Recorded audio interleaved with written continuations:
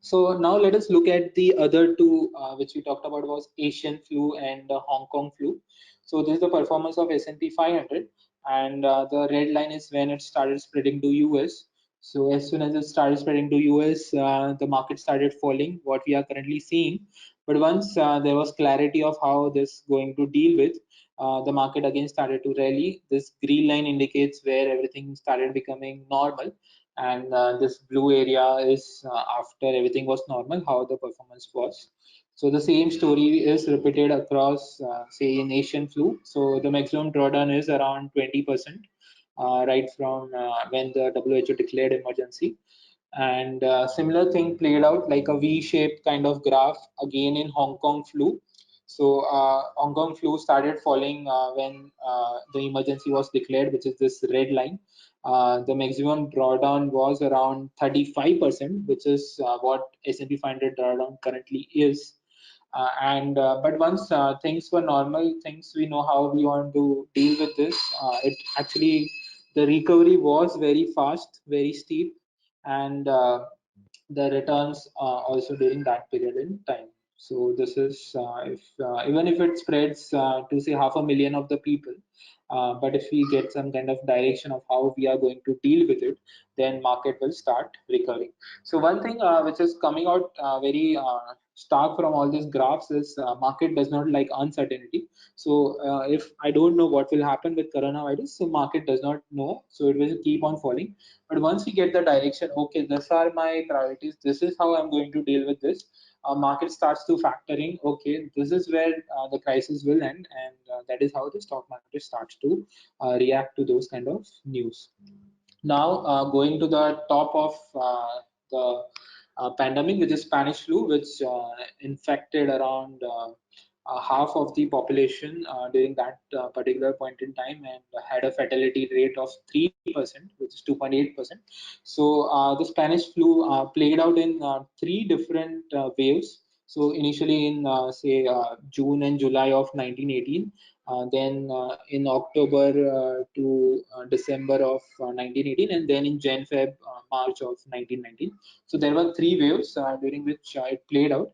So let's see how was the performance during that particular time. So I just taken Dow Jones to understand the impact of this, because S&P was created in 1927 as a 90 stock index, and later on as a 500 stock index. So we don't have a data for S&P 500, so that's why I replaced with Dow Jones.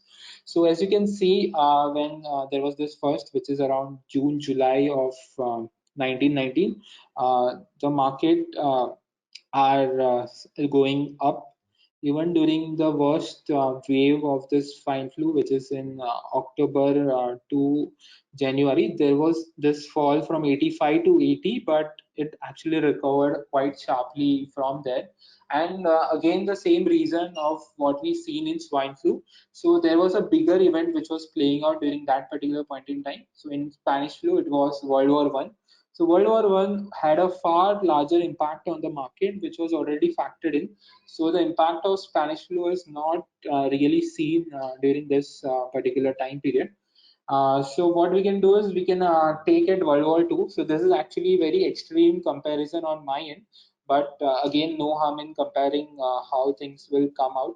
So during World War Two, around 75 million of people died during World War Two. It lasted from 1939 to 1945, and again, I just wanted to highlight the story is the same, the V-shaped recovery which we are seeing. The only difference is in the timing. So some are taking more time, some are taking less time, and this is driven by the impact of how the things will be. So this is again a V-shaped recovery which we are seeing. And someone would ask or have this question: so World War ended in 1945. So why did markets started rising from say 1942 onwards? So any guess on that? Anyone? So I'm just repeating the question again. So World War ended in 1945, which is a known fact to every one of us. But why did markets started rising from 1942 onwards?